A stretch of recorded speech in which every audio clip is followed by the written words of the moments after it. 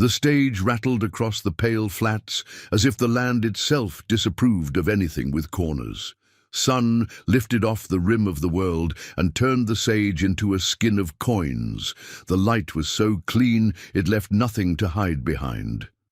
Calla Morland kept her hat low and her thoughts lower, gloved hands tight around a small wooden case that held everything she refused to part with.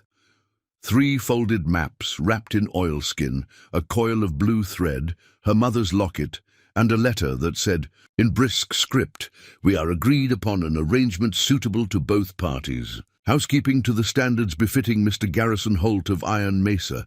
Matrimonial vows are anticipated for propriety and convenience."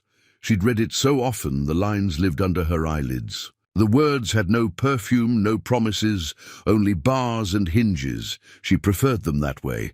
Promises had failed her before. Hinges, those could be kept oiled and honest. Kestrel Ridge appeared all at once out of heat shimmer, a row of buildings, worn thin by wind, a church steeple pointing a question at heaven, a rail spur not yet finished but already argued over. A boy ran alongside the stage until the driver cracked his whip and the boy fell away laughing. The stage swung to a halt before the depot. Dust rose, hung, settled on Calla's skirt like ash. "Miss Morland?" A man's voice came from the shadow of the depot overhang. Baritone, unhurried. He was tall enough the brim of his hat cut a hard line against the morning. A grey duster. Clean boots. A look that did not move unless it needed to. Calla stepped down, bones of her knees clicking. She was 31 and looked, by intent, like someone you forgot. Dun-coloured dress, hair braided and flattened against her skull, her good cheek turned forward and the other kept modestly in shadow, so the faint white seam from the old barn fire wouldn't make children stare. "Mr. Holt," she said. She had kept that voice plain, too, teacher even, housekeeper flat. He touched the brim.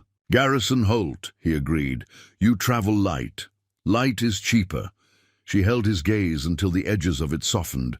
Some men respected steadiness. Some thought they could pour themselves into quiet women and drink. She'd learned to tell the first from the second. He seemed the first. Behind him, the depot clerk tried to look like a pine post while actually listening. Someone across the street pounded nails. The new bank, the one with a brass nameplate that already outshone the church's cross. Calla tried not to smile. Brass was easy to polish, while water didn't care for anyone's name. "You ride?" he asked. "I walk," she said, then let a corner of humour show. "But I've a decent seat when forced." A muscle by his mouth conceded the joke. "Forced is what cattle do to men. Come on." A black gelding stood tied to a wagon, with a crate of chain and a coil of pipe. Holt lifted her case without asking, which made her jaw tighten, but he placed it in the wagon as if it were a lantern full of fuel, and that calmed the bristle. He helped her up, and the small kindness she'd trained herself to ignore still landed like a warm stone in a cold hand. They drove through town. A woman with flour on her apron waved from the bakery. The sheriff, Callum Dade, according to the badge charmed to order a town, watched them pass with the tired patience of men wedged between big problems and small budgets. 2 riders in flat-crowned hats leaned against the rail outside the bank. The one with polished brass letters, Booth and Company. The polished man himself stepped out, Silas Booth. A beard combed to a point and a smile like a knife kept clean. "Mr. Holt," he drawled. "My compliments." His eyes slid to Calla, assessed, dismissed, returned in a second glance that found nothing to hunger for and thus nothing to waste time on. "And our new arrangement?" "Miss Morland is the arrangement," Holt said, plain as the sky. Booth's smile fixed. "Efficient. The Mesa runs better when there's a woman keeping books and boots honest." He tilted his head toward the coil of pipe. "Water's running thin on the west pasture. When you're ready to discuss our terms on a solution, you know my door. I know your door." Holt said. He didn't slow the team. They left town, the road a scar sown through grasses that came up past the wagon hubs. As the land unspooled, Holt's silence deepened into a sort of spare hospitality, room enough for thinking inside it. Calla wore her plain mask well, but behind it the old counting ran, sun angle, breeze direction, the glint of a distant line of cottonwoods that meant water, the way the gullies notched the rise like a signature. The country was a letter someone had written to anyone patient enough to read. "You've worked a ranch?" Holt asked after a mile of quiet. "I've worked what needed working," she said. "Ranches make the same messes as kitchens, only larger and with hooves." That tug by his mouth again. "Iron Mesa is larger." He nodded toward the north, where a red plateau pushed at the sky, its flanks slashed with shadow. "Water comes from up there, or used to." His shoulders shifted. "We're not here to talk business on the road." "We're always on the road," she said before she could stop it, and he glanced over. "I mean, water doesn't keep minutes. If it goes, it goes. You watch country," he said, not offended. "My father taught me maps." Her fingers slid once across the wooden case in the wagon bed, as if to reassure it. "Lines tell the story, if you can see the rises they hide." He let that sit. "I thought you taught school back east." "I did," she said. And a picture. Rose, slate dust, children who needed shoes, a winter of cheap coal that burned with the smell of metal.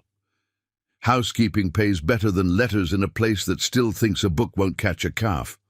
"Books don't catch calves," he said, non-committal. "They catch men who try." She left it there. She did not say, "I am not in this wagon to be caught." She did not say, "I am here with a ledger of debts older than your cattle brand." She kept the quiet Iron Mesa unfolded like a stern face learning to laugh, a long yard busy, with motion, riders cutting arcs, boys running errands, a cook banging a ladle on a pot that dented like a prayer, a bunkhouse stitched with shirts on a line. The main house was not a house at all, but a collection of decisions nailed to weather. Low adobe walls under a slate of tin, a long porch, shutters like half-closed eyes. Out back, a stone spring house squatted cool and important, wet breath ghosting. Its door, "Miss Morland," a woman called, wiping her hands on her apron as if she'd been waiting with flour ready to greet. "I'm Bryony Pike, cook, sometimes nurse, always loud. You look hungry." Calla climbed down. "Always, ma'am." "Good," Bryony said, and swept her into a kitchen that held heat like a story. "We thought Mr. Holt was bringing a mouse, the way he described you. You've got cat eyes instead. I like that."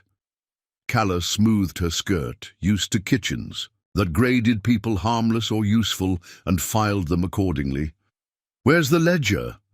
Bryony's eyebrows made hieroglyphs of surprise, but she fetched a narrow book from a nail by the pantry door. "He ain't kidding," she murmured, as Calla opened to 3 months back, and began to read the ranch the way she'd read the land, numbers for tracks, margins for fence lines. Flour shipments skipped 2 weeks last month, then doubled. That meant someone borrowed Bryony's patience. Coffee purchases recorded as Misk. That meant someone enjoyed opium in town under a friendlier name. And candles. Too many for honest light. "Who keeps these?" Calla asked. "Deacon," Bryony said. "He's foreman now that Mr. Holt's brother passed. Deacon's handwriting looks like fence wire and thinks the same." Calla turned a page and watched tiny shortcuts scuttle in the ink. She didn't. "Say, thief," she said, "where's Deacon now?" "He'll sniff you out soon enough." Bryony's mouth flattened. "He likes to count mouths so he can feed one less." Calla set the ledger down and breathed. It was always like this. The first hour. You learned the shape of the problem and the temperature of the room. In this one, worry cooked slowly, like beans. Holt stood in the doorway, hat in his hands, the kitchen steam curling around him like smoke around a tree that wouldn't burn. "You'll have your room in the back corner," he said. "You'll Find the house makes the kind of sense that gets made between summers. Calla nodded, glancing once past him. A carved lintel above the back door read, "Hold fast." Whoever chose those words had needed them. "I'll start with the storeroom," she said, "and the spring house." The spring house. His eyes flicked, interested before he could fold it away. "If it's cooler than the main room, whoever's stealing keeps there." She didn't say you, though the line of his back added, "Not me either. Deacon will show. I'll take the boy instead." She pointed with her chin to the thin willow of a kid hovering at the edge of the doorway, hair like broom straw and eyes too old. "You have a name?" "Finn." He looked at Holt as if names were a currency he needed permission to spend. "Finn," Holt said, and something about the way he said it put meat on the boy's shoulders. "Mine Miss Morland like she knows what she's doing." "I do," Calla murmured, and took a lamp. They crossed the yard. Men watched with the theatrically bored expressions of hands who knew gossip needed its stage to work up properly. A bay stallion pinned his ears and rolled the white of his eye, corded neck, like rope pulled too tight. He wore the H brand and a quarrel with the world. "Don't go near Spook," Finn said. "He hates new things." Calla stopped 5 paces from the stallion and let the lamp cast a little yellow chapel on the dust between them. She steadied her breath to the pace of the horse's ribcage. "Slow in, slower out. Most animals hate surprises," she said softly, not to Finn, "so we stop surprising them." She didn't reach. She didn't look straight at the big eye. She made her body sideways, small, uninteresting, like a quail in grass. The horse. He blew once, hard, then lowered his head a finger. "That's all," she whispered. "You keep your lightning, I'll keep mine." Finn made the kind of sound boys make when they've seen a coin appear behind their ear. "How'd you—" "Someone had taught me to read weather," she said. "This one's a storm that doesn't want to be told." She turned toward the spring house. The stone door wore moss like a shawl. Inside, cool kissed her face. Clay shelves lined with milk pans and butter molds, jars of peaches that held summer like lanterns. Calla touched the stone, felt the damp, like breath, and knelt to study the channel where water slid in. The trickle had a stutter she didn't like. "When did the west pasture go thin?" she asked Finn. "A month," he said. "Deacon says the river took its temper and ran off." "Rivers run downhill," Calla murmured.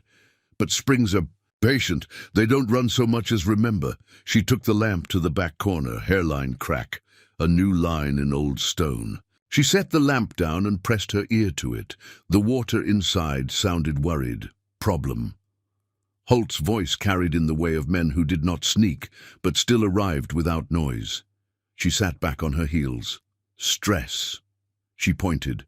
Stone shifted. "Might be seepage underground. When it finds its mouth, it will take what's easiest." "We've dug channels. Channels are what men draw when they don't listen first." She stood, brushed grit from her skirt. "You'll need pipe, not prayer. And you'll need to tell Mr. Booth to keep his terms to himself while you fix what he hopes to own." The quiet after that was not offended. He looked at her as if he were learning a different alphabet than the one he knew and trying it slowly. "You speak like you've argued with water." "I grew up in a place where the well chose the winners," she said. "You learn to court what you can't command. Deacon Pike found them there. He was tall in the wrong way. Height used, like a ladder to look down. His moustache drooped like a bad idea.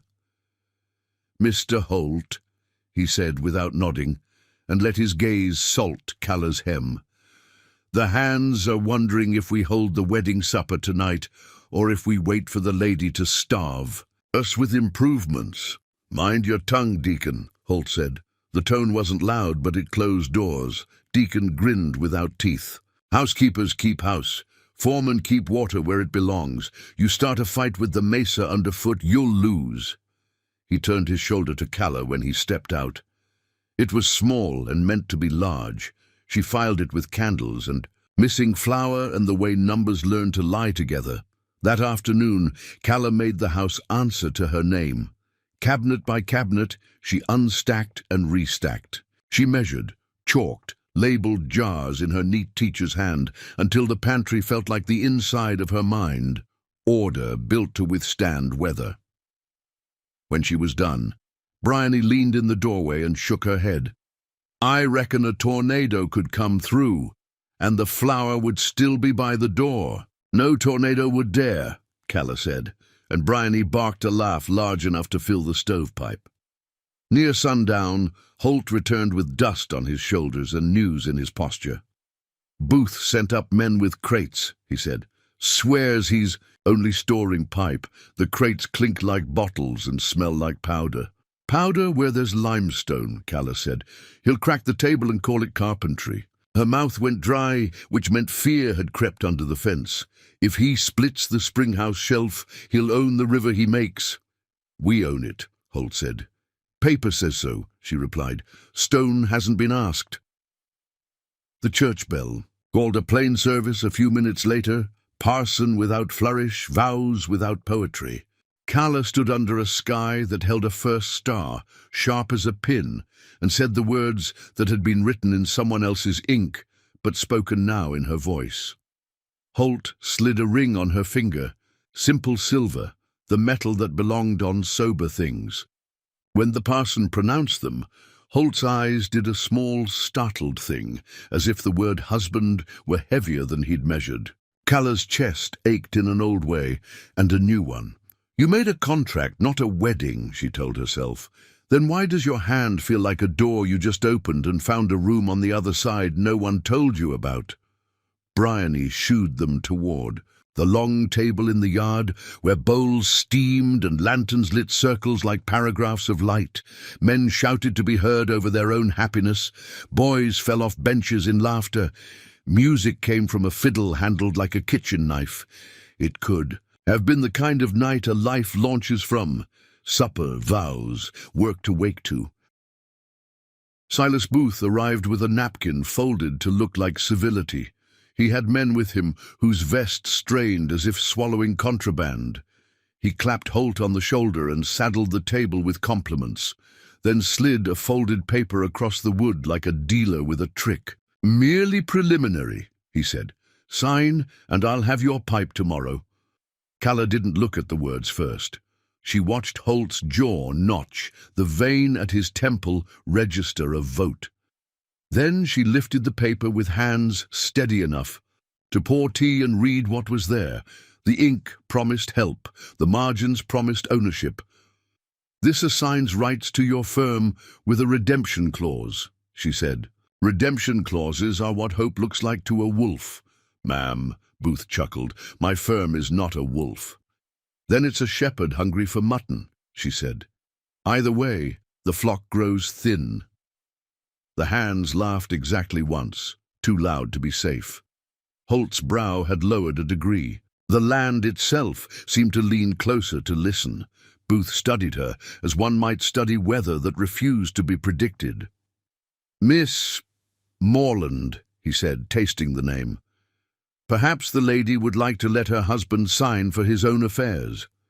Calla folded the paper precisely and set it down without its weight sliding off the table. "He will, when the pipe arrives with a bill of lading that lists pipe, not powder." Booth's eyes hardened behind his smile. "You have a legal mind. I have one that reads before it speaks." She turned to Holt. "May I see the original deed to the springhouse and the watercourse lines drawn when your father settled?" Here, two men at the end of the table exchanged a look as quick as flies finding sugar. Deacon Pike said, "I keep the papers." "I'll take them," Holt said, and Deacon's mustache drooped farther in a way that made Calla's hands ache to cleanse the ledger with the end of a broom handle. The paper slid away, and the supper tried to recover. Bryony raised a toast about pies, which was an intelligent toast for a wounded table. Calla excused herself before she said something truer than the room was ready for, and went to the back corner of the house, where her own small room waited with its iron bed and the case she kept like a heart inside a ribcage. She shut the door and knelt to open the case, the oilskin parcel unwrapped to a faint smell of linseed and old ink. Maps her father had drawn, careful as a prayer. The folded relief of the mesa, lines nerved like the insides of leaves, blue thread stitched through paper to mark watercourses the way a surgeon marked veins.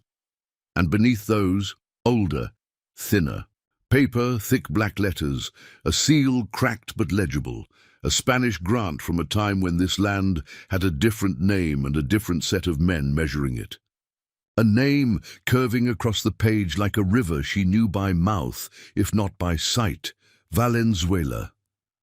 Her mother's name, before it had been married down into moorland, before it had been folded again into Cala and written as small as she could make it so it would fit inside other people's expectations. The grant named the spring Santa Sabina and traced a long tongue of water rights down the valley, through land. Holt worked now as if the mesa had been born with his brand. Cala's breath went tight in her throat. Truth was a weight. You could lift it alone for a time, but it lined your pockets with stones. She had not come to steal a ranch at the altar. She had come to keep boys fed and women from boiling coffee twice. But if Booth cracked the stone and made a river in his own name, she would have only her hands to hold the future with. The grant burned in her fingers like a coal that would not go cold. Someone knocked.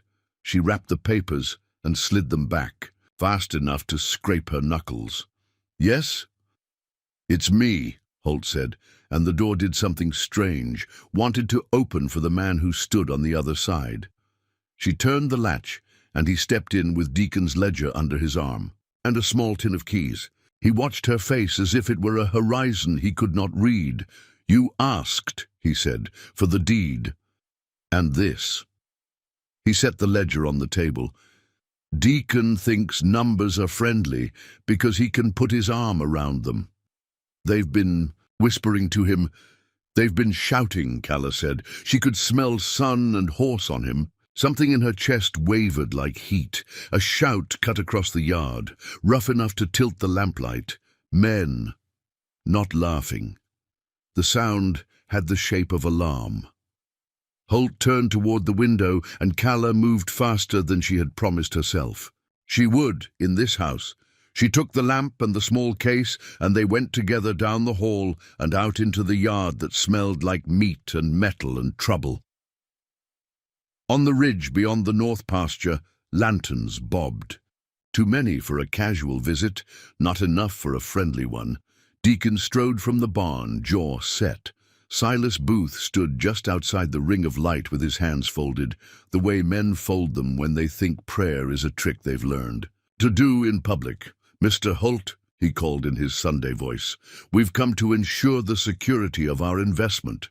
"You have no investment," Holt said. He passed the ledger to Calla, and she tucked it under her arm, where a pistol might have lived in a less orderly life. "We have courtesy," Booth said pleasantly, "which extends to offering guards for the spring while we finalize our terms. There have been thefts." He glanced not at Deacon, but at the boys huddled near Bryony's enormous ladle, as if theft and childhood were synonyms. "You'll not post guards on my spring," Holt said. Booth looked over Holt's shoulder at Calla. "Your housekeeper has strong opinions.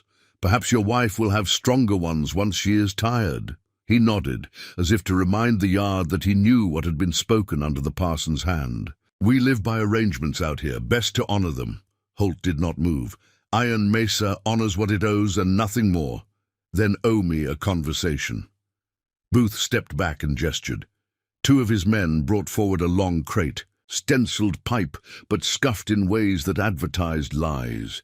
A wooden slat came off with a pry. Inside, nothing round, only paper-wrapped sticks packed in sawdust like bones sewn into a cheap corset. "Fireworks for the 4th?" Bryony asked dryly from the doorway. Booth's smile had the shine of a tin cup. "A small demonstration. Force of water, force of will. 2 tools, 1 job. Mr. Holt, I propose we ease a stubborn rock and let your spring do what springs are meant to do. Flow." "Downhill to your sluice," Calla said, before her teeth could check her tongue. Booth tipped his hat toward her. "You've a suspicious mind, ma'am. It will keep you lonely. It will keep us wet." She held his gaze the way you hold a skillet full of hot grease, steady and slightly away. "You loosen that shelf without understanding where the stress goes. You break the old seam that holds Santa Sabina back from the chasm. She'll run underground toward the river bend, and you'll own the mouth because you'll claim you made it." The name left her before she could reel it back. Santa Sabina. The syllables struck the yard the way a church bell lands on a quiet afternoon. Everyone looks up because even if they don't pray, they're built to notice. Santa. "What?" Deacon said, as if the sound insulted his mouth. "Old names," Calla said, too late to be small. "They matter." Holt's eyes found her hand on the case. Something changed in his stance. Not distrust, not yet. Something like a horse that hears a whistle he knows in a place he doesn't. "How do you know what it's called?" he asked softly. "Because," she began, and fear tightened its old cinch. "Because my mother's name stands on a page like a tree in wind. Because if I show you, you'll think I came here to take what you think is yours. Because arrangements can be traps and lifelines, and I am too tired to fall into one more pit dug by men who dig for a living." A second shout from the ridge cut her choice. The lantern spread, a rough crescent. Someone fired a warning shot. The sound cracked the night in two, and every creature in the yard flinched the same direction. Spook squealed, pawed, made his lightning, and no one quite brave enough to try to hold it. "Back inside," Holt called, and the hands obeyed in the way men obey when they want to believe things will stay simple. "Bryony, boys in the pantry." Pantries. "Safer than prayer," Bryony said, already moving. Booth lifted his gentle hands. "No need for dramatics," he said. "We are all civilized here." Then his eyes flicked to Deacon, and in that flick Calla read the whole 3 months of ink she'd studied. Deacon didn't blink. He lifted his chin the way men do when they have chosen their side and will pretend they had no choice later. Calla felt the line inside her that had held through winters and trains and cheap boarding houses go taut and then sing. She passed the ledger to Finn. "Lock this in my room," she said. "If anyone tries the door, bite." Finn nodded, the kind of nod that grows a boy a year in a second.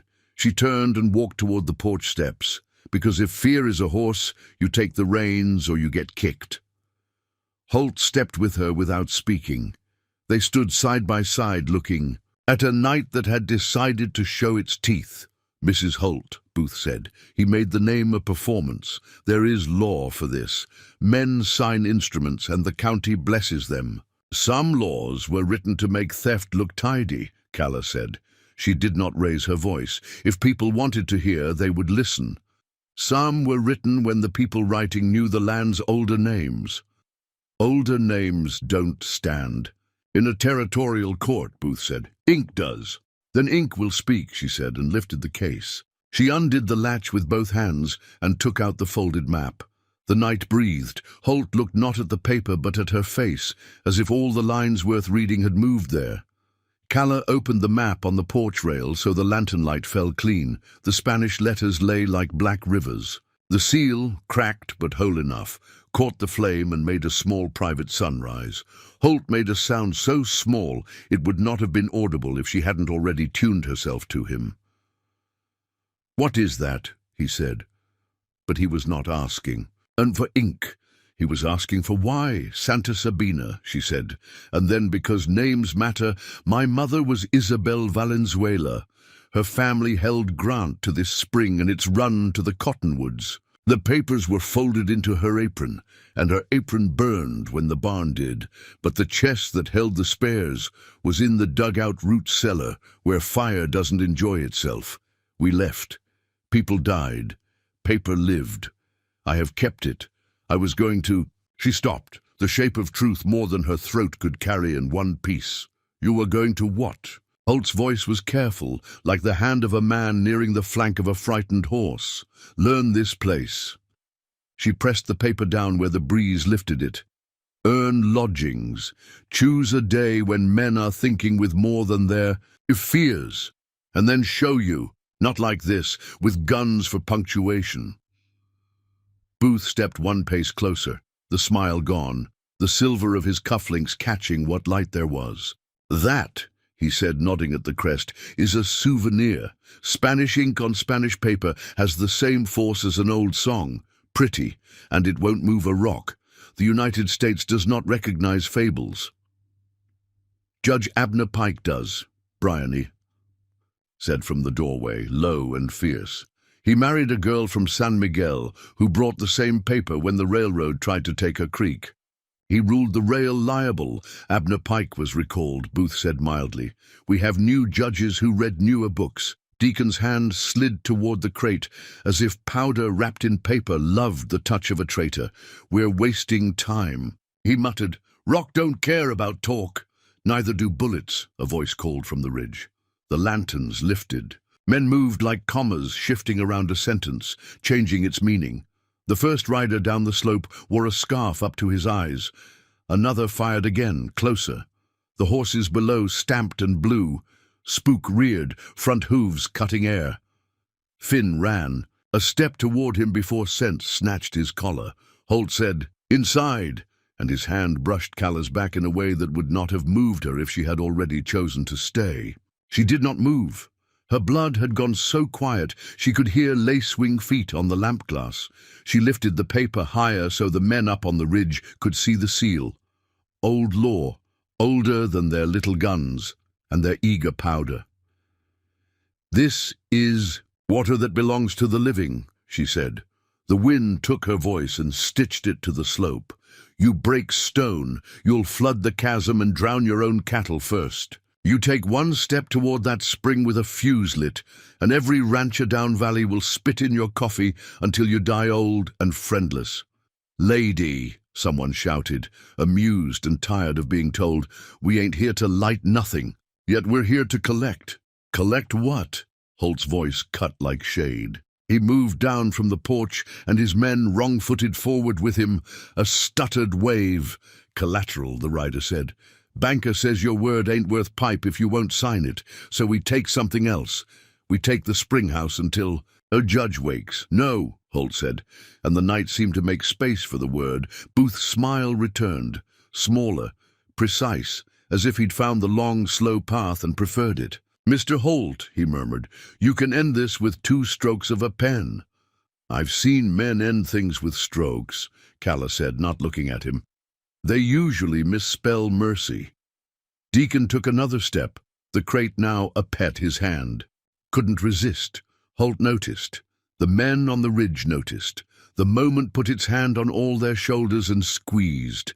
Calla breathed once for steadiness, once for the girl she used to be, once for the woman whose name had been folded thin, enough to pass under doors. Then she lifted her face to the men on the ridge and said clear and level, I am the heir of Santa Sabina's spring. You set foot in that house, and you trespass under my name, not Mr. Holt's. You answer to me. Silence rippled backward, through the riders, like wind through wheat. In the yard below a pan clanged, then settled. Bryony whispered something that sounded like blessing and cussing at once. You, the rider laughed. A plain woman with a paper? No, Calla said. A plain woman with a memory that outlived men like you. She stepped down one stair, then another, so the map's seal rested in lamplight, where no one could pretend they hadn't seen it. Take another step, make your choice, show the county what you think a woman's claim is worth. Deacon moved his hand. Somebody on the ridge misread the motion as a signal. A gunshot cracked from upslope, mean and eager, the lantern hanging. Over the porch door burst in a rain of burning oil. Men shouted, horses lunged. Fire ghosted across the porch rail and dropped hot glass like hail in the dust at Calla's boots. She didn't flinch. She watched the flame take the map's corner and felt every year of loss slam into her ribs. Holt swore and reached to smother it with his coat. Bryony threw a wet sack without being asked. The fire hissed and sulked and went out, and in the "New dark," a voice from the ridge called. "Next one goes lower." Holt straightened, the coat black with ash, the map smoking under his palm, eyes turned up to the slope, like a man measuring distances he'd spent a lifetime learning not to waste. Calla closed her fingers over the hot, damp edge of the paper and tasted metal in her mouth. She looked at the men who had chosen powder as their dictionary, and at the man beside her, who had not chosen yet, because choice is not a thing you make once, but a thing you keep making until you're something other than what you were. All around them the yard held its breath, the way a chest holds before a dive. The springhouse door stood a square of darker dark in the corner of her sight, and beyond it she could hear the water, patient still, worried still, waiting for someone to call it by its right name and keep it from a new mouth. "Before we jump back in, tell us where you're from. If this story moves you, please subscribe. Tomorrow I have a special story for you." Waiting for someone to call it by its right name and keep it from a new mouth. The lantern glass finished its hiss with a sound like a snake letting go of an argument. Ash rode the air, and the first thread of smoke from the porch beam tested, upward, as if to see whether night or trouble would claim it first. Calla pressed her palm flat to the trembling beam, feeling the wood flex and groan like a living ribcage. Holt had his shoulder against the frame, sweat painting mud-dark lines down his temples as he shouted for Finn to fetch wedges. Bryony, her face streaked with soot, barreled into the spring house, dragging 2 buckets of water, cursing at every crack that dared widen. Anna and her cousins moved in rhythm, chanting under their breath while they hefted stone braces, as if the earth had always been their partner in dance. Outside, rifles cracked in a rhythm of malice.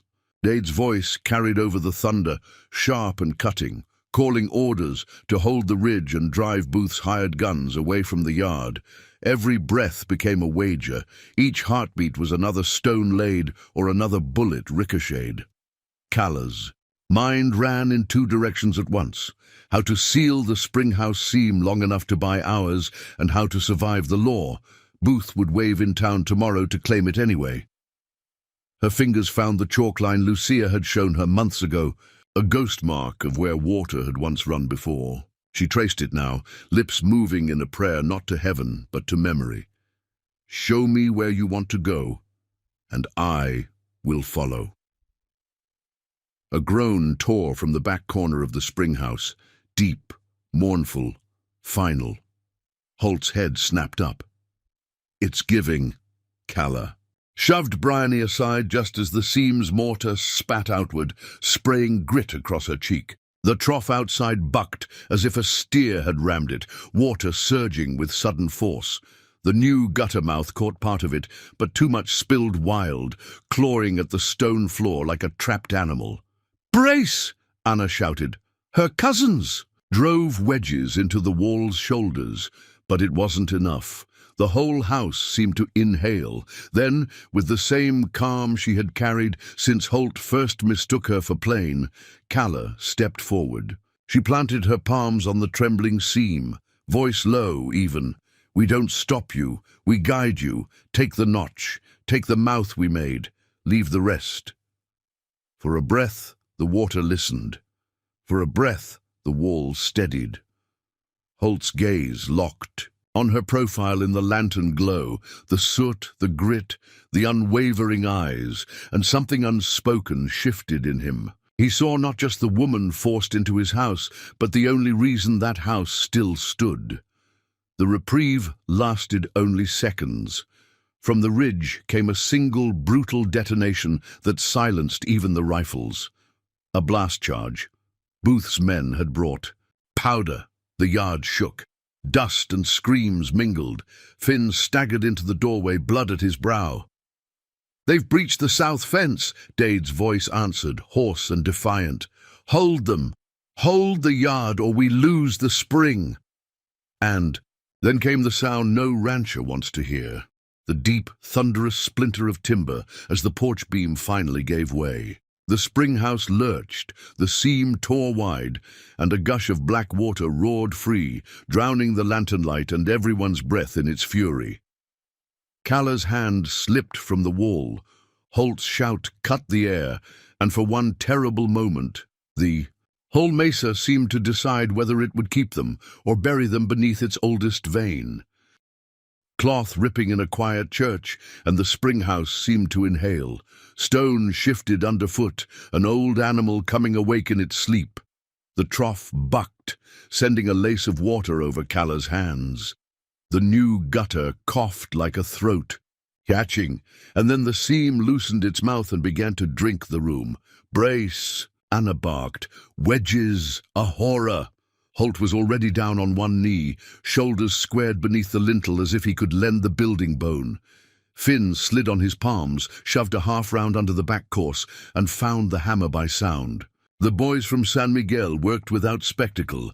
Stone, lime, breath, stone, while bullets tattled outside like gossip with bad intentions.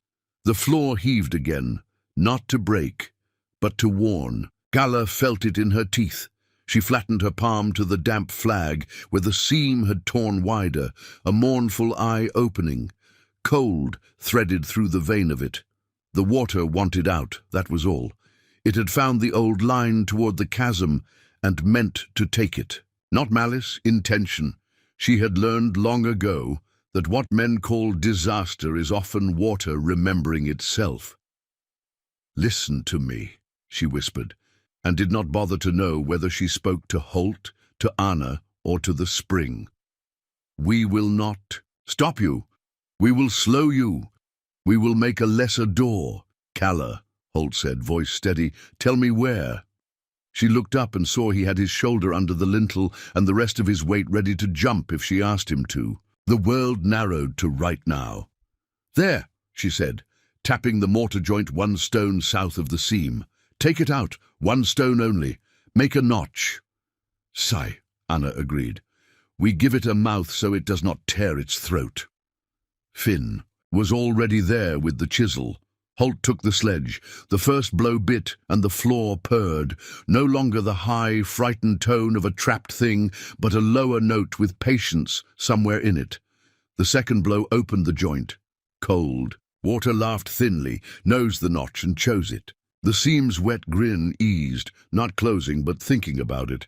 Outside, Dade's voice cut through powder and dust. "South wall, down 2, hold fire on the spring house." "Holding is not a word they like," Bryony muttered from somewhere. "Near the door, and let fly with whatever she had in her hands." It sounded like a skillet hitting a skull. A man swore in a county accent that had never made up its mind. The priest murmured a prayer with a rhythm like mortar, and Anna's boys sang back under their breath, a work song with the swing of river in it. The spring house took the note and kept it. The floor settled to its old, honest weight. The seam gave one last spiteful creak, then let the small mouth take its burden. Callah slid her fingers along the new flow and felt the room relax around her, the way a fevered child cools when night decides not to kill him. Anna pressed another stone into Callah's hand. "Stitch," she said. "2 fingers of lime, 1 of sand. We ask the wall to remember being firm." They stitched. Holt stepped back, breath coming like a forge at work, eyes scanning the doorframe and the men beyond as if counting future harm. When the mortar line stood up to itself, he nodded, a small private bow to the room, and reached for Callah's sleeve. She caught his wrist first. "You can let go," she said softly. "For this hour." He looked at her like a man finding the truth of his own name carved under paint. "Then I will," he said, and let go of fear enough to pick up menace. "Dade!" he called, and the sheriff's hat tilted in the notch of a toppled trough stone. "Push them right, drive them off the rock."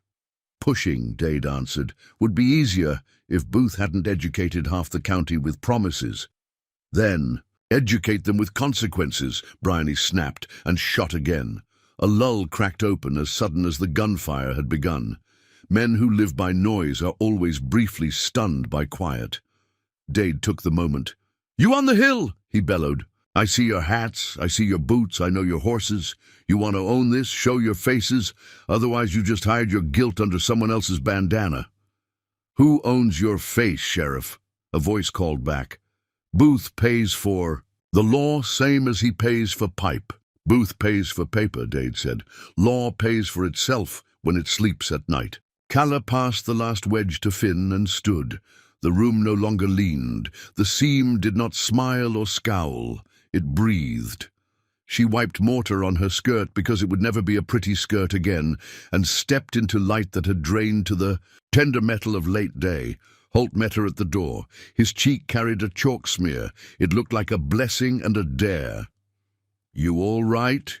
he asked. "Yes," she said. "You?" "Yes," he echoed, and for a blink something unarmored passed between them that made the ground feel trustworthy. Anna's palm landed firm between Calla's shoulders. "Bueno," she said. "We buy the long fix at dusk and the longer fix tomorrow. Tonight we teach the men with rifles how to be bored of themselves." She pointed to the hill. "Sheriff, if they shoot again, we aim for hats. Hats fall faster than ideas." Dade grinned scantly. "That's true in church as well." He touched his brim toward Anna, then flattened his face back into the shape of a man whose breathing bought time. The next hour was stretch and stitch. The bunkhouse smolder relented under a gang of men who would sooner have wrestled steers than bucket fire but learned. The priest blessed the springhouse door in a language the Mesa had heard before any courthouse. Bryony put a pot of beans on and scowled the steam into behaving. Finn wore his pride quiet, which suited him. When the shadows went long enough to turn the riflers into rumors, the men on the hill quit their pay. It's hard to be brave when the quarry refuses to perform. They left no dead. They left a hat with a hole through the crown that Bryony tacked to the fence post as a weather prophet and a warning. Only when the yard could hear itself did Calla realize her knees were trembling. Holt saw it the way he saw weather. He would not say it in front of men. He did not need to. He touched his thumb to the inside of her wrist, counted one slow beat, and let his hand fall.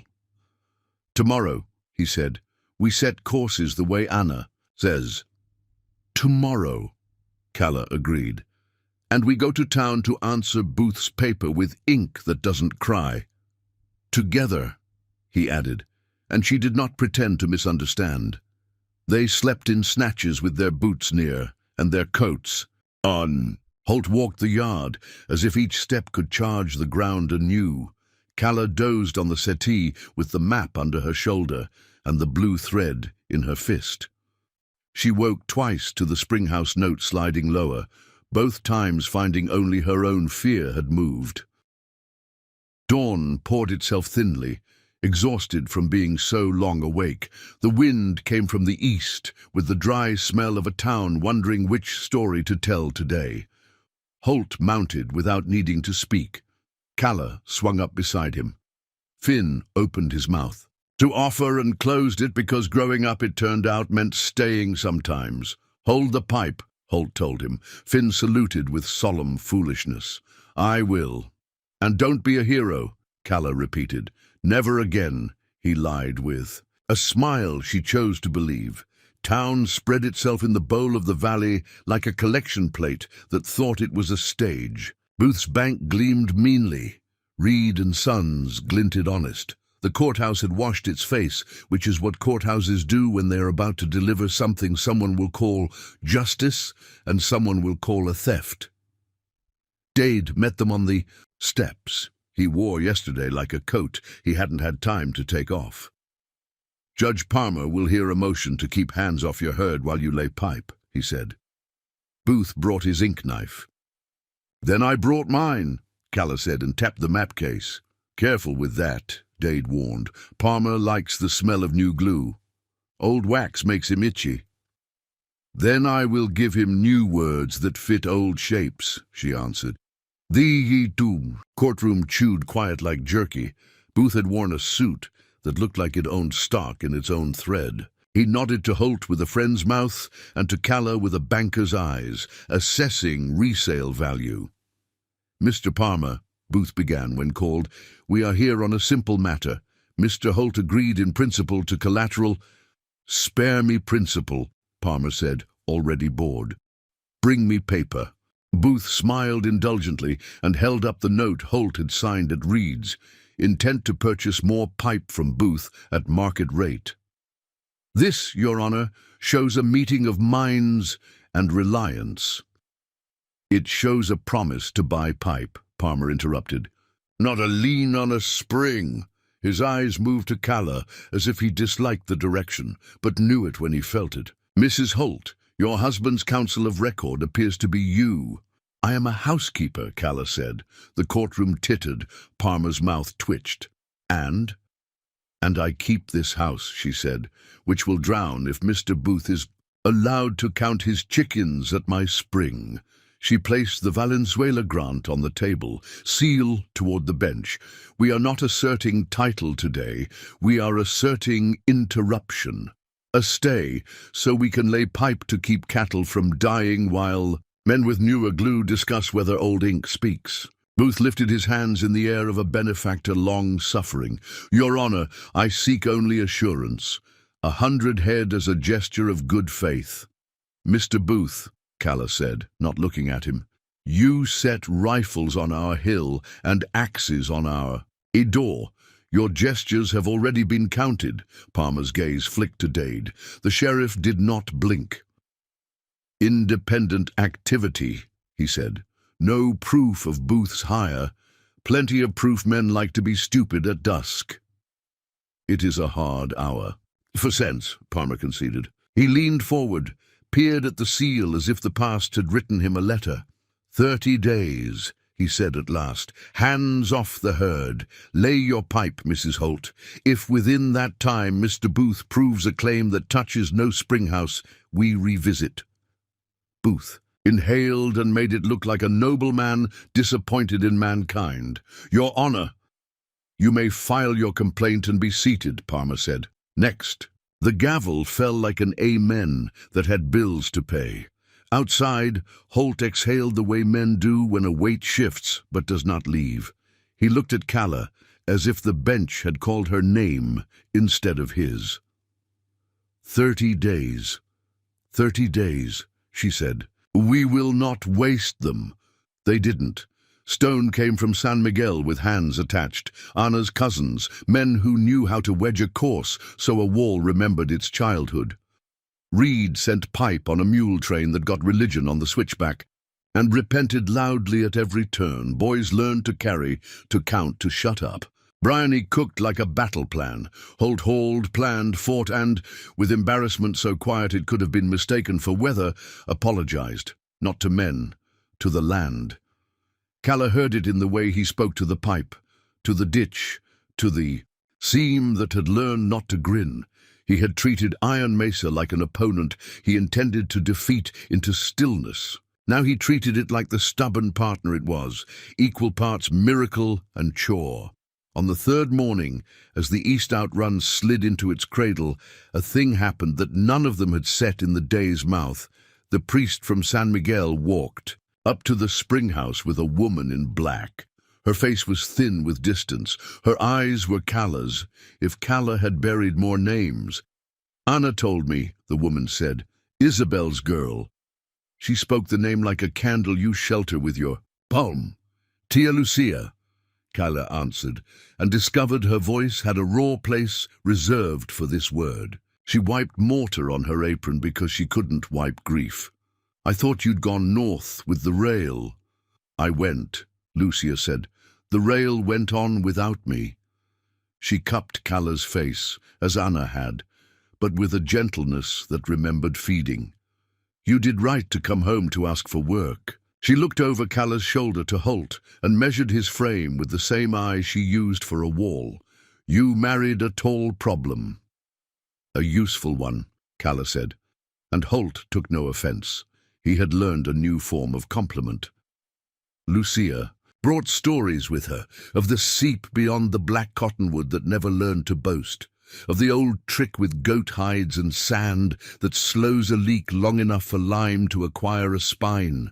She brought a memory of Isabel laughing in the dust, with a baby on her hip, and a man who looked like a promise standing 2 steps behind her. She did not say his name. She did not have to. Men who vanish have the loudest names. By week's end, the spring house wore a new course, like a brace that fit. The seam at the back corner had been taught humility with patience instead of violence.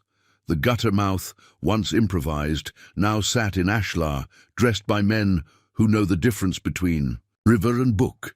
The pipe ran bright and sure into the trough, where cattle came in pairs and breathed like grateful machines. News travels in counties as if gossip had hooves.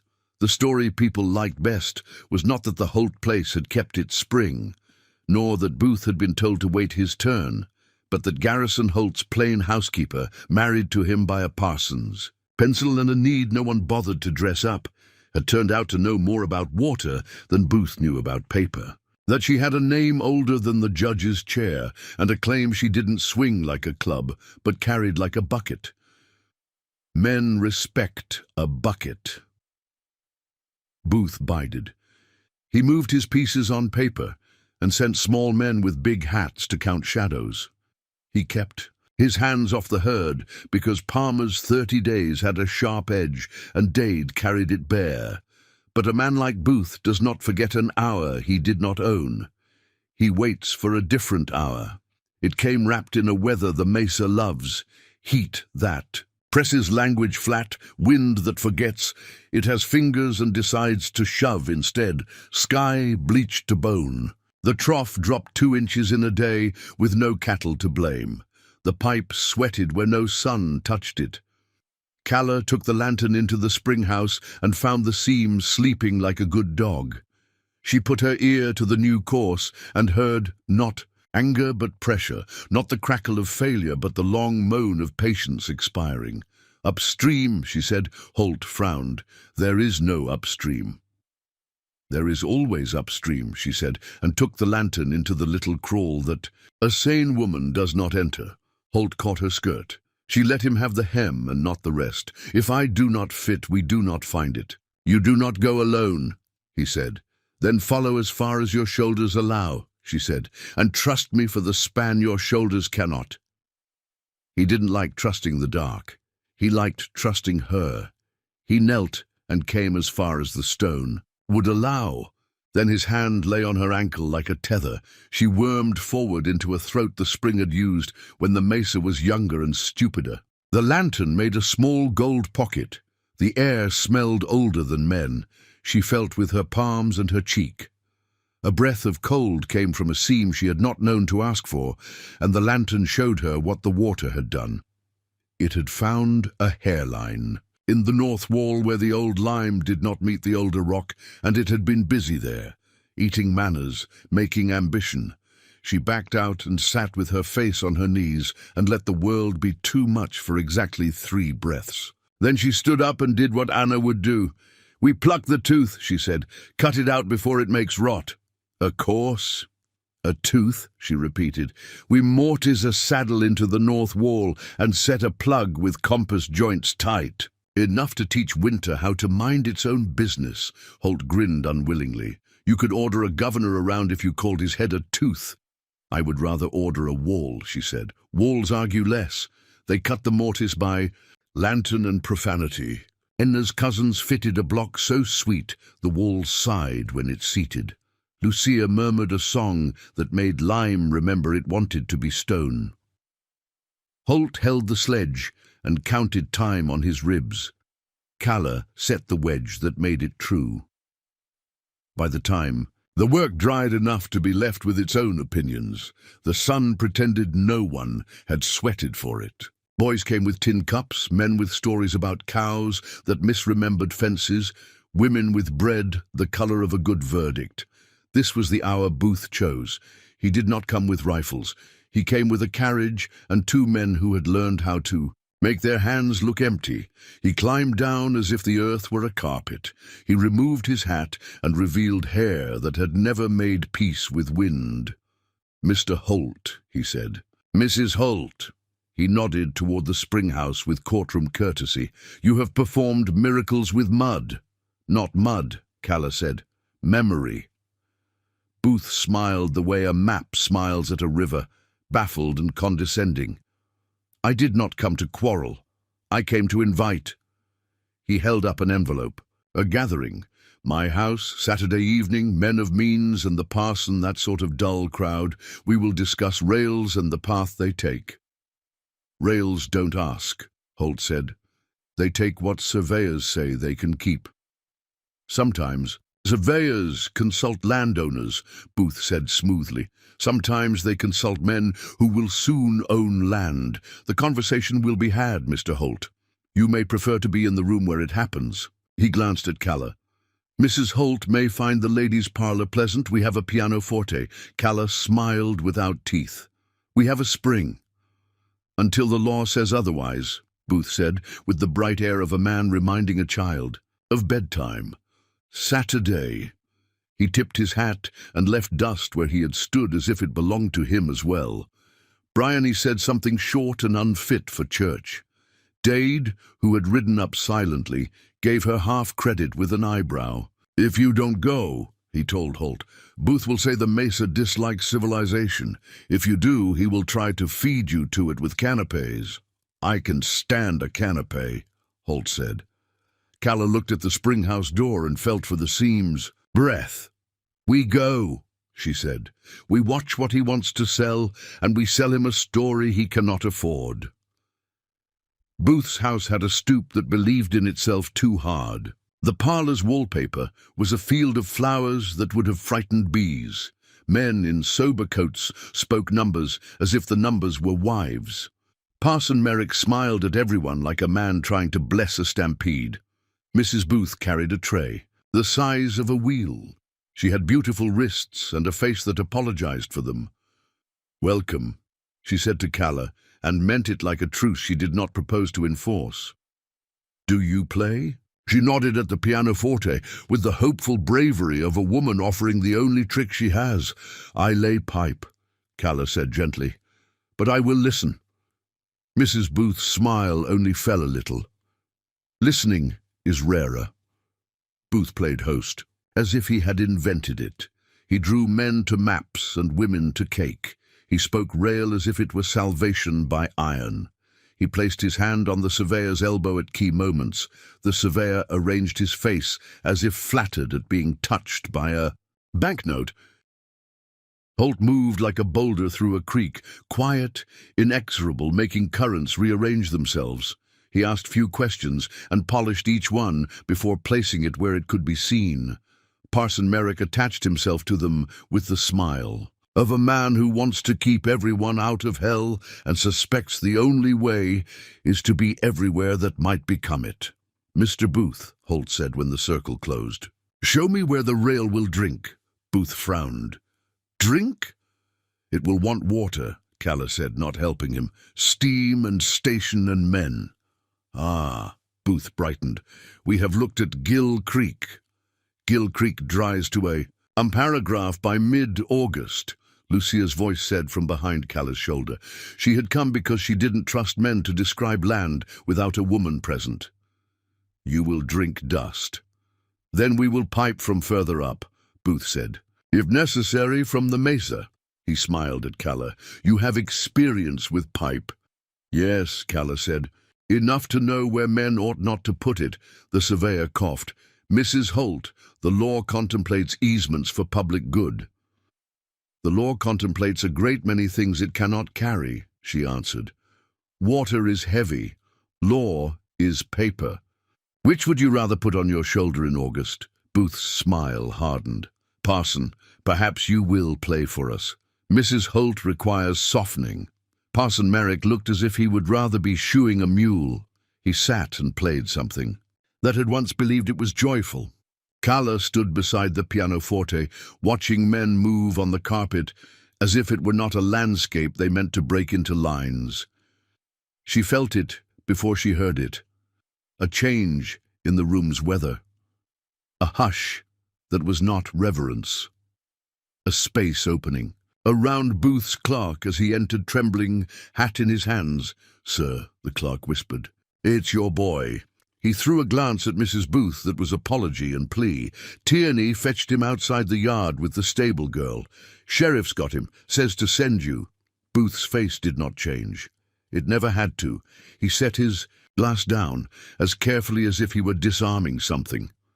"Pardon me," he murmured. Calla caught Holt's sleeve. He was already moving. Dade's silhouette filled the doorway with all the grace of an iron door.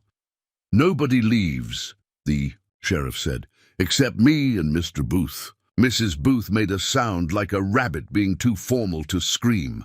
"Sheriff," Booth said, "not here." "Here," Dade answered. "Law likes rooms where men pretend to be honest."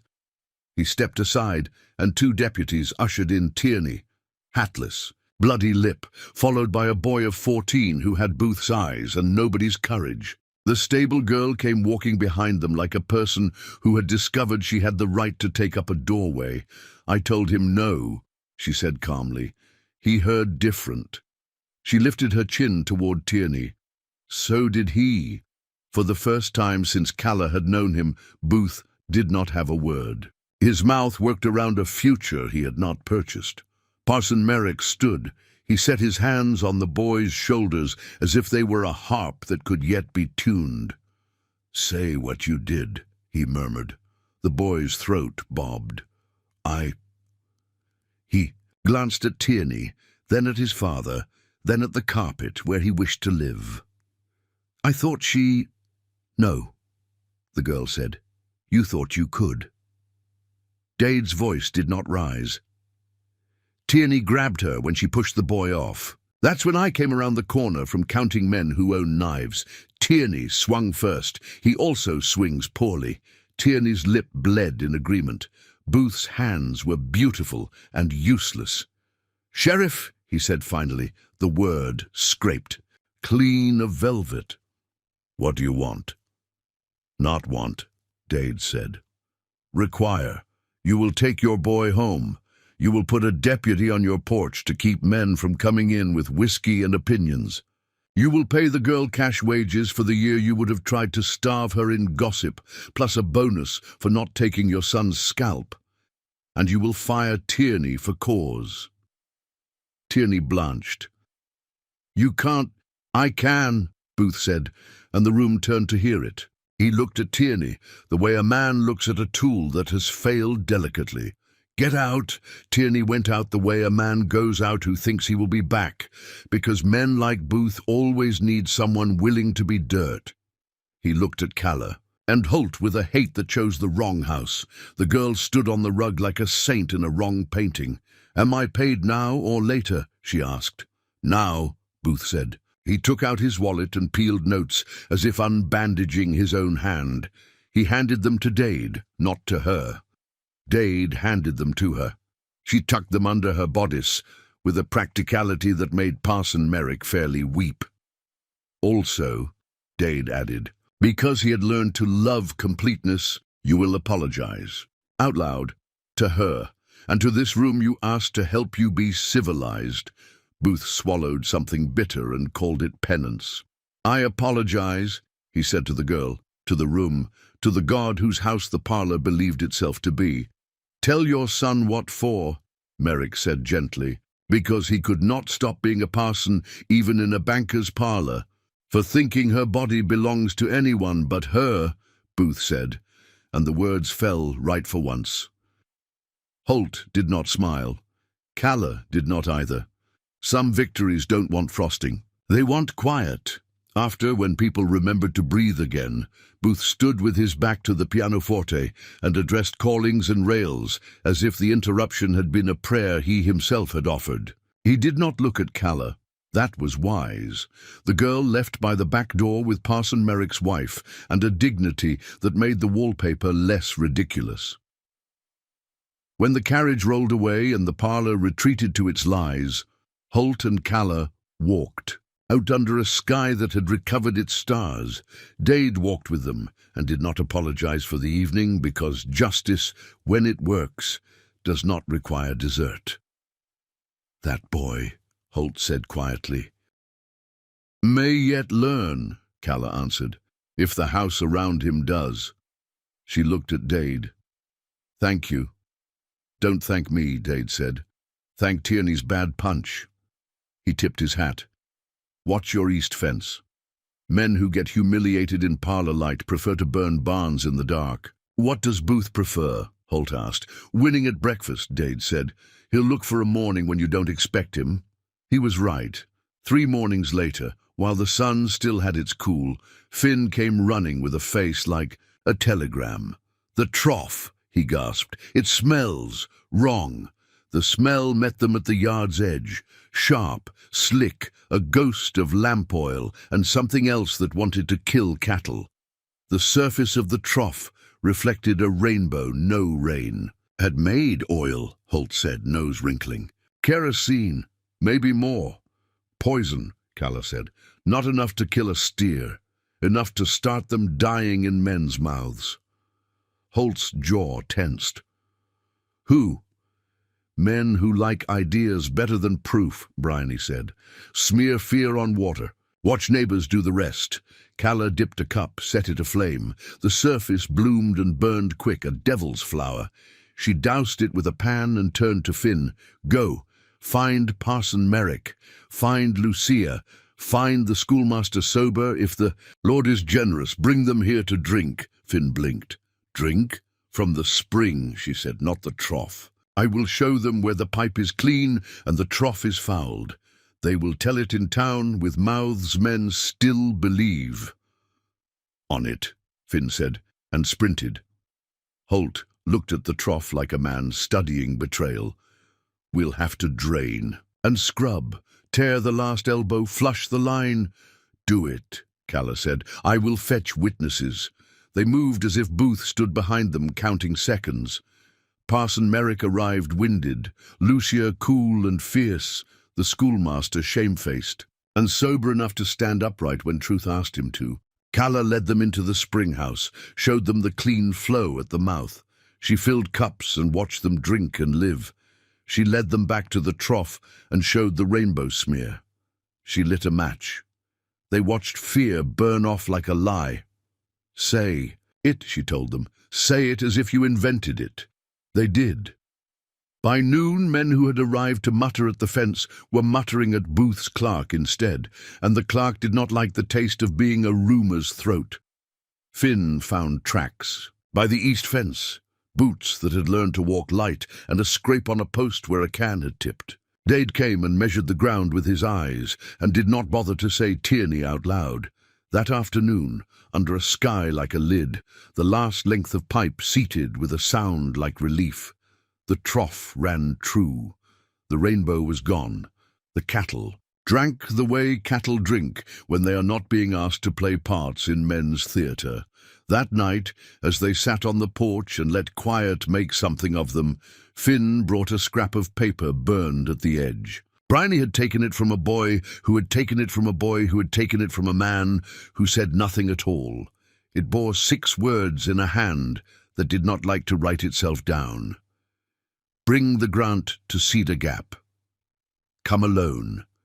The boy lives, Calla read it twice.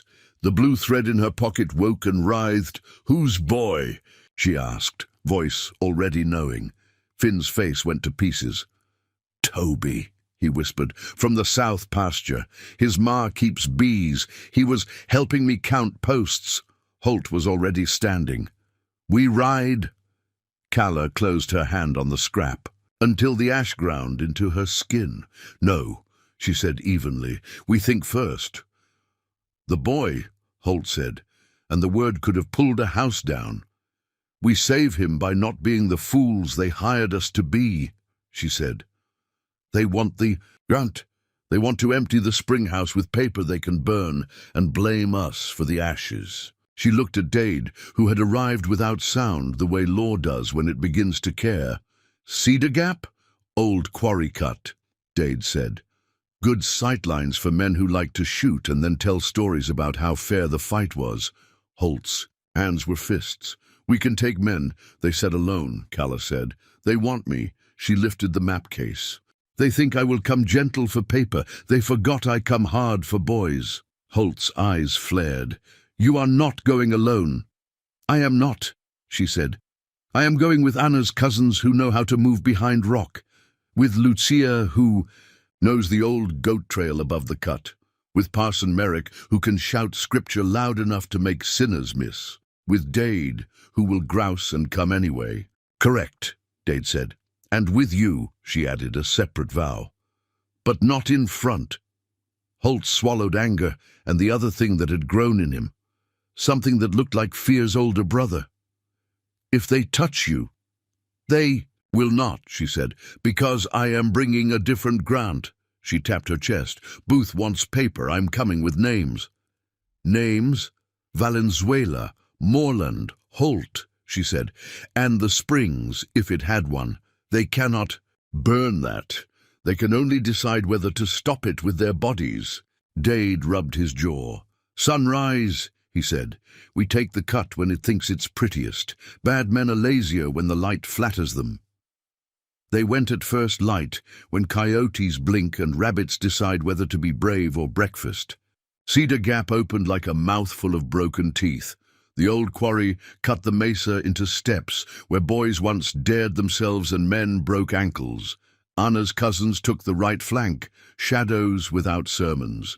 Lucia and two of the San Miguel. Women went left along the goat trail with the quiet that mothers teach daughters. Dade, Bryony, and Parson Merrick crouched behind a spill of rock in the middle, the parson with a slingshot because he refused to shoot men unless Providence put the gun in his hand and wrote a note. Calla walked into the mouth with the map case. Holt paced behind her until the ground told him to stop. He stopped and hated the ground for being right. Tierney stood on a ledge like a man auditioning for the wrong kind of play. Three others lounged behind him with their hats at angles that meant to be frightening. Toby sat on a boulder with his hands bound, chin up, eyes fixed on Calla as if she were the only thing in this county that had not lied to him yet. "Just you," Tierney said. "Just me," Calla answered, and kept coming until her boots were where the shot would fall, if he took it. Silas Booth, trustee for the estate of Iron Mesa Holdings, Parson Merrick, whistled softly through his teeth. "Trustee," he said. "That word likes to wear a halo." Dade took the paper, turned it to the light, then back. "Palmer's hand," he said grimly.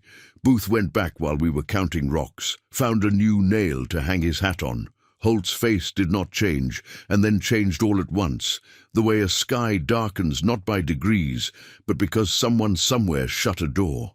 He looked at Calla, and at the spring house invisible beyond the ridge, and at the county that had started listening to a woman who had never asked it to. "We don't have the grant," he said quietly. "I know," Calla said. "But he doesn't need the paper to take the spring. He needs men to believe the word trustee means landlord." Bryony crouched and peered down with the hungry delight of a person who enjoys a problem only when it is as rude as possible. "What do we do?" Calla folded the paper, every crease a choice. "We give him a trusteeship," she said. Holt's eyebrow rose. "We what?" "We name a trustee," she said, "who does not stand in town but in San Miguel, someone the county already brings babies to and bread from. We write a trust that says the spring is held for the people who drink it, not for the man who wants to sell cups." Parson Merrick blinked fast, like a man seeing a verse on a page he had not noticed before. "A commons," he whispered. "You're making a commons." "I'm reintroducing it," Calla said. "It existed before Booth learned how to spell. We simply forgot how to write it down. Who holds it?" Dade asked. Calla looked up at the ridge and saw Lucia with her shawl bright against rock, Anna with a stone in her hand and a song in her throat, Bryony with her ladle like a scepter. She looked down and saw Holt with dust in the lines of his mouth, Parson Merrick with a slingshot like a psalm, Finn at the lip trying to be brave without being told. She thought of the priest who blessed tools and the schoolmaster who managed not to be drunk when it mattered. "All of them," she said. "Aboard." Our names and theirs. One seat for Booth if he wants to drink like a man instead of a map. She smiled, a small, sharp blade. Trustee, she repeated, we will show him what the word means when women keep it. Above them, the wind shifted. The sun unbuttoned itself from the dust. Somewhere a hawk wrote a sentence with its shadow and then erased it. By sundown tomorrow, Holt said, holding the paper like a snake he intended to milk. He will come. He will, Calla said. She touched her shoulder, found Holt's. Hand there first, and let it stay. And so will we. She looked past the ridge toward Iron Mesa, where the spring house door stood under its new arch and the pipe carried water with a good boy's pride. She imagined Booth stepping into her, yard with a new word on his tongue and men behind him who did not know what it meant. She imagined Parson Merrick reading a document in the yard with Bryony passing cups and the priest saying Amen, and the schoolmaster spelling trusteeship slow so the boys could learn it faster. She imagined the seam at the back corner holding, and then from the far side of the mesa a plume of dust rose that did not belong to cattle or decency. It moved too straight, too many, too sure of its own right to arrive. Holt saw it when she did. He closed his fingers around hers until the word marriage became a tool they could both hold without breaking it. He's early, he said. Calla smiled without humor. Then so are we. They started down out of the cut, moving like a new kind of weather, a household that had learned its own name. Behind them, the fallen wall frowned into the sky. Ahead, the yard waited, the spring sang, the pipe glinted, and a procession of dust and arrogance approached with the confidence of paper, and somewhere in that moving, pale cloud, a man who had thought he was marrying a plain housekeeper was on his way to discover one more thing he had not known how to count. The first. Ryder broke from the line and cantered ahead, a white flag on his stirrup as if language were a decoration. He lifted his hat in a gesture so polite it was almost obscene. Silas Booth, Dade muttered. Trustee, Booth raised his voice to carry. Mr. Holt, Mrs. Holt, he called star-bright. I'm afraid we must take custody of your spring while the court sorts the poetry. It is, I assure you, entirely routine. Calla stepped forward until her boots wrote the exact lip of her yard. She held the folded paper so the seal caught the light and the lie. Silas, she said sweetly, so that the men behind him had to lean to hear. Welcome to the trusteeship. And before she could say more, before Dade could declare the yard a meeting, and the parson could clear his throat, and the priest could lift his hand, a single rifle cracked from the hill that should have been empty, one last borrowed cowardice from a man who would not learn, and the bullet came humming for the seam between Calla and Holt, that tender, mortal distance words cannot armor. And everything that mattered moved at once. And everything that mattered moved at once. Holt's hand went to Calla's back, dragging her in, turning as the air broke beside her ear. Dade's pistol cracked a heartbeat behind the shot. Parson Merrick's slingshot sang, and Anna's voice, sharp as a trowel, yelled for the boys to drop. The bullet cut a ribbon through the dust between Calla and Holt, skittered off the trough rim, and howled into the yard fence where Bryony's nailed hat acquired a second hole for weather. To speak through. South Ridge, Dade roared. One rat left. The rat fired again. Wood spat splinters from the porch step 2 inches from Calla's boot. Holt caged her with his body without thinking, all size and heat and oath. He felt the next shot before he heard it. His shoulder jerked with the animal memory of the quarry slide, but the shot never came. A skillet sailed with unladylike grace from behind the water barrel, struck rock with a clang that would have shamed a church bell, and a man on the ridge yelped, Tierney's fool apprentice, not smart enough to stay gone. The slingshot found him and persuaded his ear to reconsider bravery. He ran, bleeding sense for the first time all week. The ridge emptied with that old embarrassed shuffle men use when cowardice outruns payroll. Booth's horse shifted under him as the yard learned how to breathe again. He smoothed his coat with a hand that pretended calm and failed.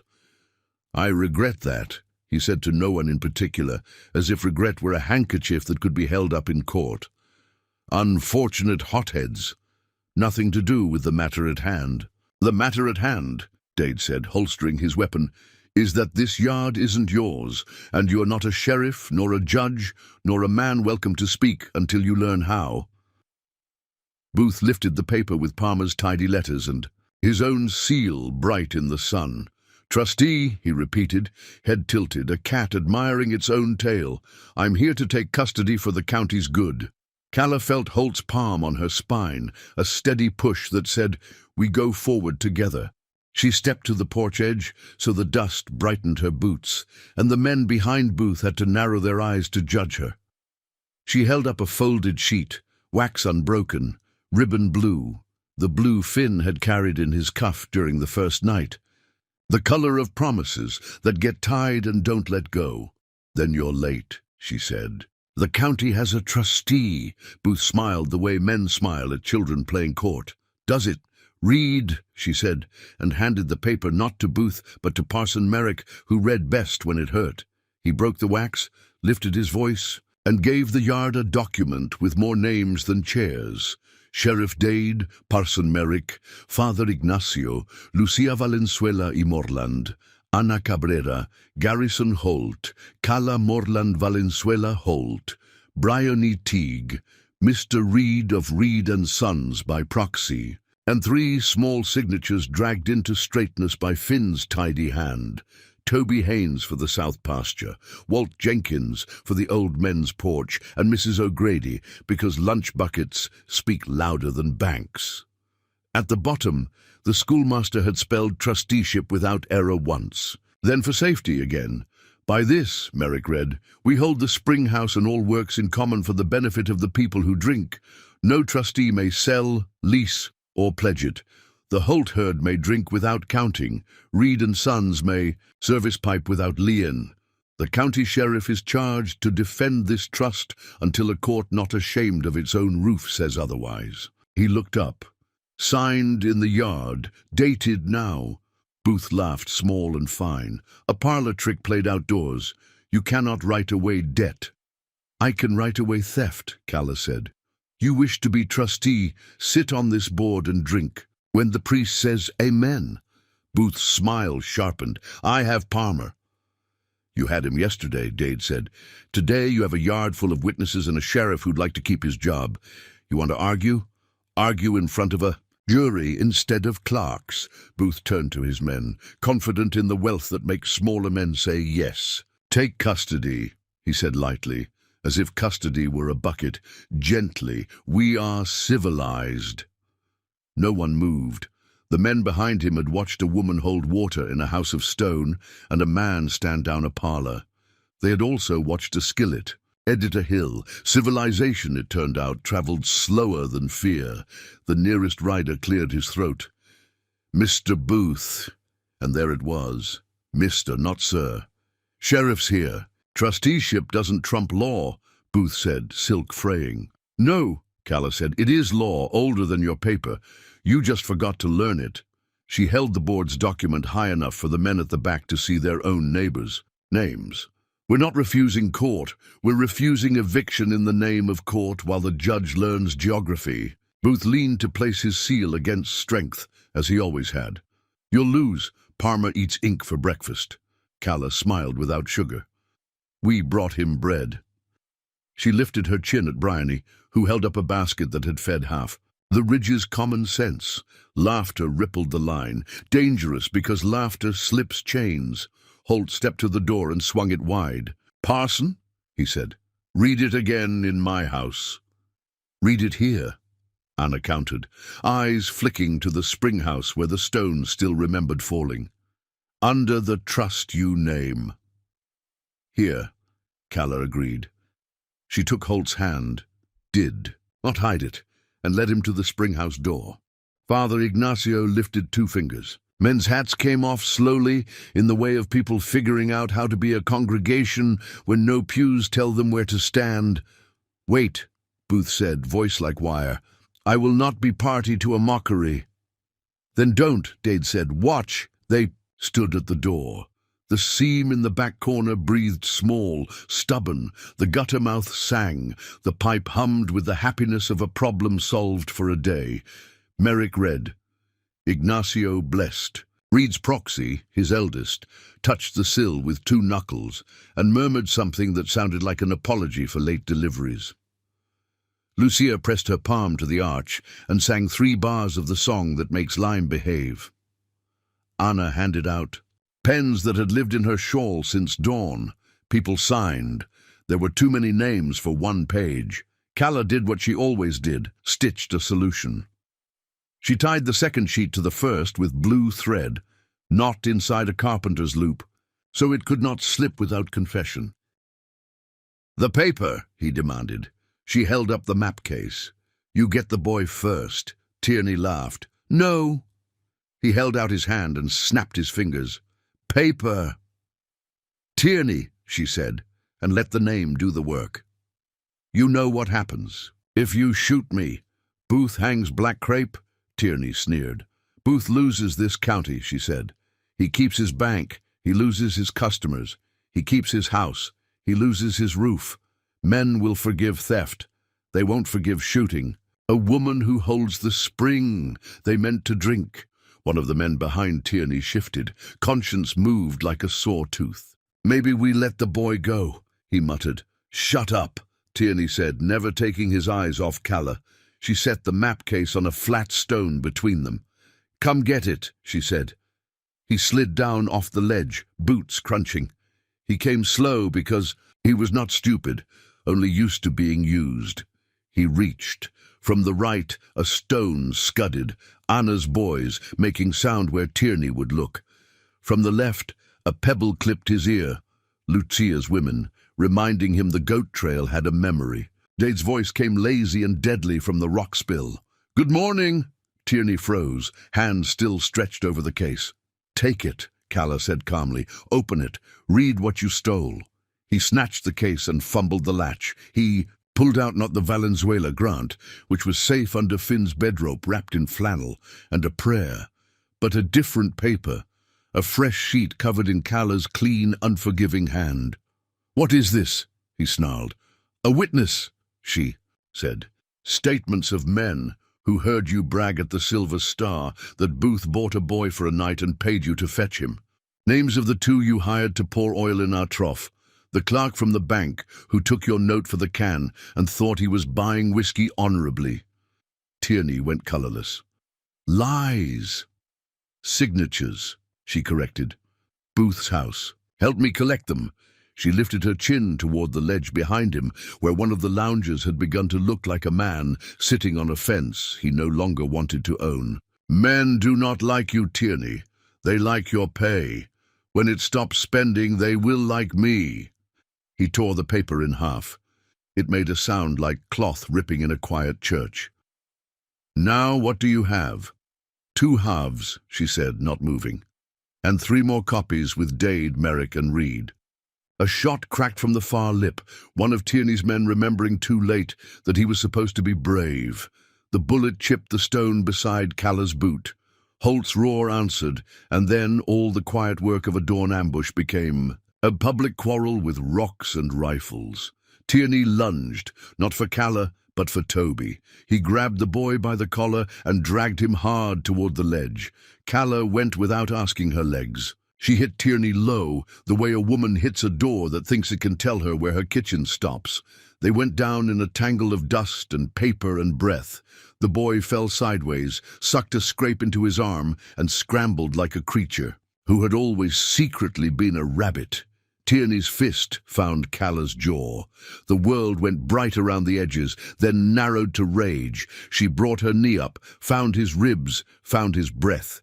He swore, rolled, came up with a knife he had never learned to use properly.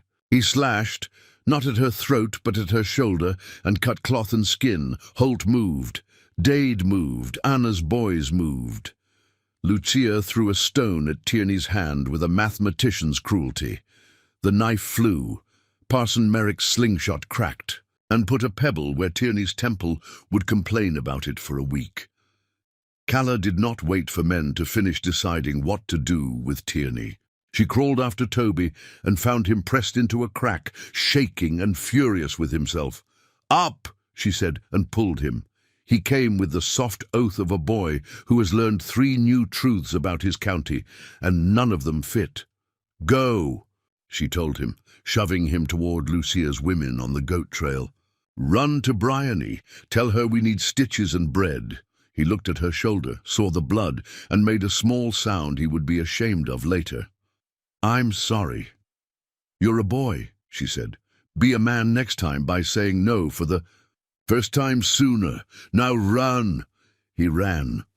Holt reached Calla then, breath and fury and relief in the same hand. He put his palm against the cut, and the heat of it went through the cotton into her. "You are all right," he said, as if saying it. "Good, keep the sentence true." "I will be," she said, and the corner of her mouth tried to be brave. "If you kiss me, before I bleed on your favorite shirt." He did, without thinking of witnesses or rails, or the arrangement that had brought them to this mistake of a marriage. He did it because the hinge had finally lined up. Place, name, danger, choice, and because some vows are forged, not spoken. A shout cut the air. Not the men, not the spring, not the sheriff. Another sound. The ground shivered, the memory of that first night climbing back up through stone, dust lifted in a sheet as if a giant had exhaled. From the far end of the quarry, beyond the goat trail, beyond the ledge where Tierney had failed to be feared, a rumble swelled. "Down!" Anna screamed. The mesa shrugged.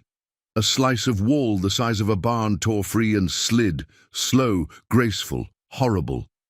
It broke on its knees and threw a cloud that turned the sun into a rumour.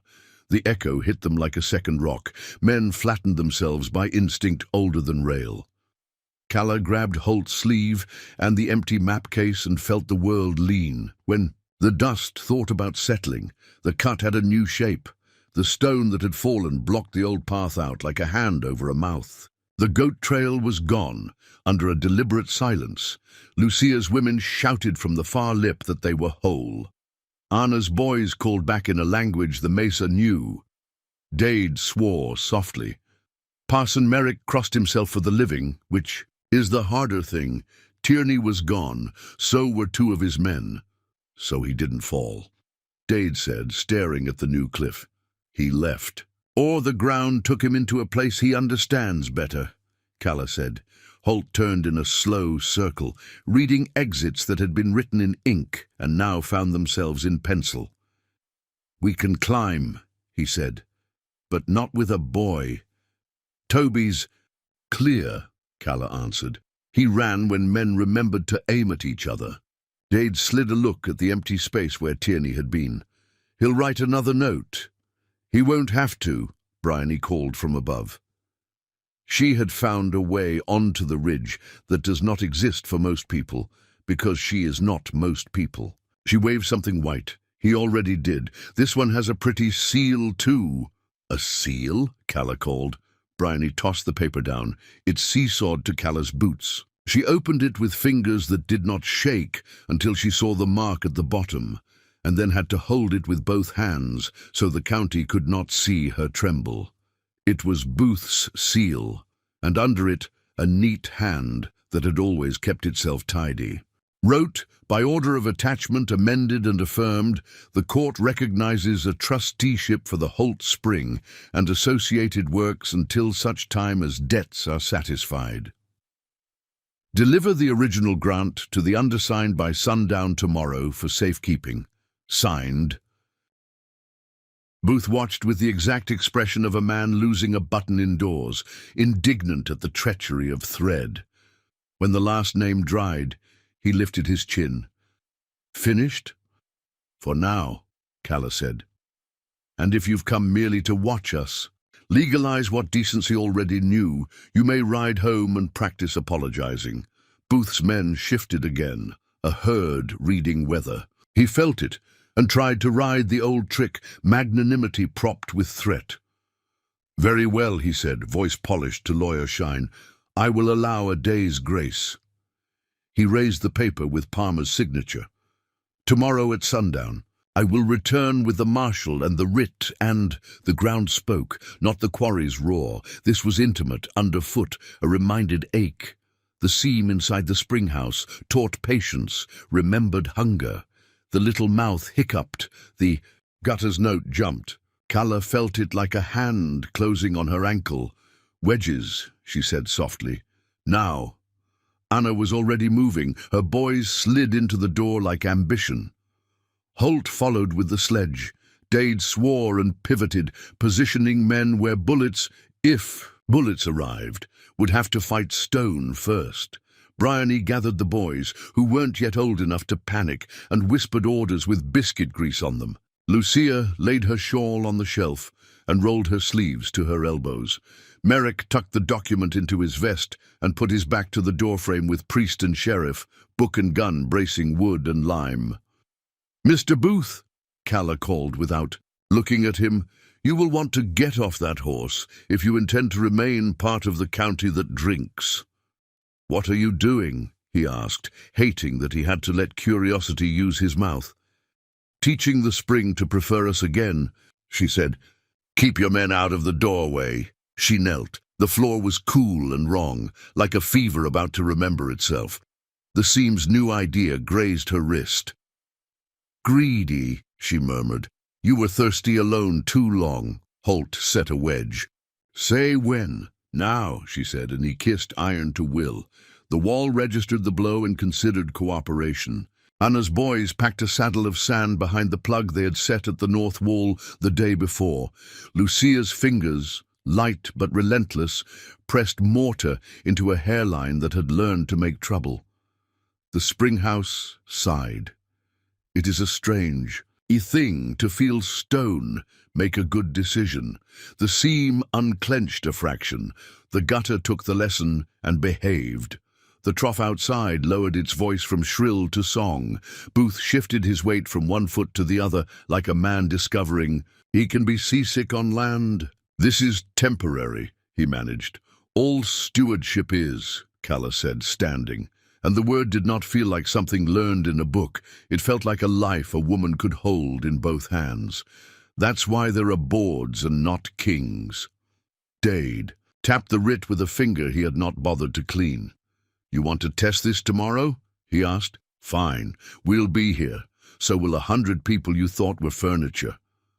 Booth saw it then, the tide inside his own men rolling. The wrong way. He lifted his good hand and tilted his head and said the only thing available to a man who has been caught trying to buy something that isn't for sale. "Until tomorrow."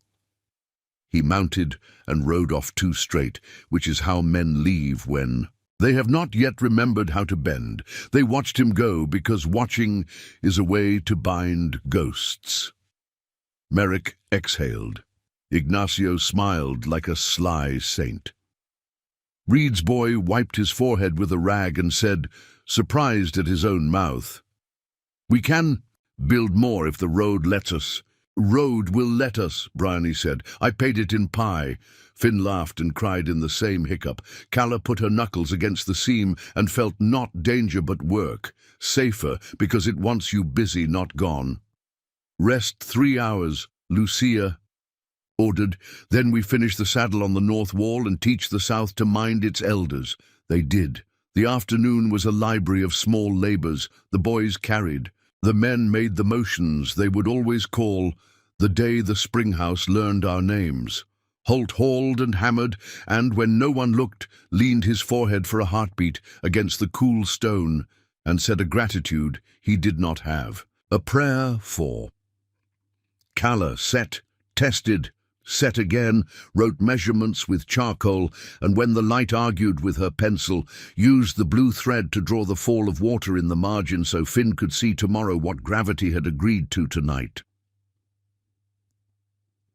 The sun found the mesa's edge and sat on it, stubborn as a mule, then slid. Dade looked east and made a sound that meant news. Booth had kept his appointment with the marshal and returned true to his word. Sundown found him at the gate with 2 deputies, not Dade's men, and a page crisp enough to slice bread. Evening. The marshal called, false cheerful. "We're here to take custody of a piece of rock with a fancy door on it." "You'll want to bring a cup," Bryony answered, posted at the gate like an altar, "if you expect to leave with your tongue." The yard was already full. Ranch hands and town, San Miguel's men with mortar on their wrists, school children permitted an education, mothers permitted to scowl. Merrick stood with the board's document, and the schoolmaster held a piece of chalk, as if the night were a slate. Ignacio murmured to an old woman, whose arthritis had known the spring before any of the men had. Dade planted his feet between. Writ and water with the casual piety of a lawman who has finally found an honest rule to hide behind. Booth raised his paper like light. "By order of a court," Merrick finished for him, "that has not seen this." He lifted the board's trust, now judiciously smudged with work. "Read it." The marshal did, lips moving, then not. He scratched his jaw. "I don't enforce boards," he said finally. "I enforce courts." "You enforce peace," Dade corrected, "and right now, peace is this yard doing its work. You want to break that open for a bank's convenience?" The marshal looked at the door, where Holt and Calla stood like rafters, looked at the seam with its patient mouth, looked at a boy who had nearly been traded for a man's pride, and now wore a bandage like a lesson learned, looked at a priest with mortar on his sleeve, looked at a parson with a slingshot, looked at the sheriff with a town behind him, looked at Bryony, who is not a person a marshal wants to fight when there are pies cooling. He folded the writ without reading it aloud. "I'll say I arrived," he said, "and that the county has a paper of its own. Palmer can have his argument if he wants it. But if I take that spring tonight, I don't sleep." Booth went pale, in the way that makes silk look sick. "Marshal, you cannot—" "I can," the marshal said, and the simplicity had dust in it. "We go where peace is heavier." He tipped his hat to Calla. "Ma'am." Booth's men looked at their reins, and at their boots and at their future, which was shorter than it had been last week. Some turned their horses as if the animals had decided for them. Some looked at Booth and apologized in their hearts for having families. Booth stayed. Of course he did. He had not yet found a lever he trusted. He stood, small and dressed, as the yard voted with its breathing. Calla felt pity stir and dismissed it. Pity is a mercy, not a strategy. She chose mercy when it cost her nothing vital. Tonight it would cost the county its water. She stepped forward. "Silas," she said evenly, and using his first name, did the work she intended. "You will bring your case in the morning. We will answer it. If a court we can respect says the spring is yours to sell, we will obey and die." She let the word hang there until even the marshal shifted. "But know this. If you take it on paper without taking it in person, if you hide behind men and stamps, the county will carry your name like a brand of shame. And all your rails will rust under it." Something in Booth's face cracked that had been lacquer for years. "You speak as if names are more than tools," he said, "as if water is a sermon, as if men are better than they are." "I speak," Calla said, "as if names and water and men are the same material. What you pour into them is what you drink tomorrow." She lifted the board's document once more. "We have poured ours." The marshal cleared his throat, uncomfortable with inspiration. "Sundown's done," he said. "We'll see you in the morning." Booth turned very slowly, as if a faster turn would break him into parts he would not like the look of. He climbed into his carriage, as if it were smaller than it had been at noon. He left without looking back. Night drew its shawl over the mesa. The stars came. People did not leave. They stood and sat and made a camp meeting of it, a quiet one, a lantern or two, a pot of beans, a bucket passed for hands to wash before they ate. Lucia led a song that never learned proper English and didn't need to. Ignacio told a story about a spring that had once wandered and been taught to stay by a family that included anyone who carried a stone. Merrick refused to preach, and then preached anyway, because men's ears had become the shape of a bowl waiting to be filled. Holt took Calla's hand and did not let go when Parson Merrick worked the word wife into a sentence that made the yard. A chuckle. He looked at the porch beam where Ash had once written a prophecy. He looked at the seam. He looked at the woman who had walked into his arrangement and made a covenant. "You saved my place," he said. "You learned to share it," she answered. He smiled. "Same thing." "No," she said softly, and leaned her shoulder into his. "Better." Morning came. It brought a sky with sense and a judge with a headache. Palmer arrived in a hired trap with dust on his cuffs and a temper finding its boots. He liked paper under his hand and walls around his ears. He did not like yards. He frowned at Merrick's trust and frowned harder at the signatures that smelled of lard and lime. "This," he said, "is irregular." "So is thirst," Calla said. "We brought both to town yesterday and were told to wait." Palmer rubbed his forehead. "I issued no order to take the spring." "Your trustee did," Dade said, "with your name at the bottom." "Booth's a seal," Palmer said tightly. "My signature." He peered. The lines were true. The flourish was his own. He remembered signing a stack while a clerk enumerated debts and a banker enumerated virtues and a headache enumerated its objections. He exhaled. "Clerical excess." "Clerical courage," Merrick suggested. Palmer trimmed his mouth. "Clerical error." He looked up at the spring house and the door framed by more names than a calendar. "You want recognition for a commons." "We want recognition for work," Calla said. "We did not steal this water. We stopped it tearing itself to death and took nothing it did not give." Palmer's eyes moved to the gutter, to the saddle on the north wall, to the wedge Holt had set, to the seam with its obedient mouth. Something like respect climbed his face, like a man learning stairs. "And you," he said to Booth, who had put on a new suit to cover last night, "wish to hold as trustee until such time as the splendor of debt is satisfied." "Yes," Booth said gently, because Gentle had worked on men like Palmer before. Palmer also looked at the yard.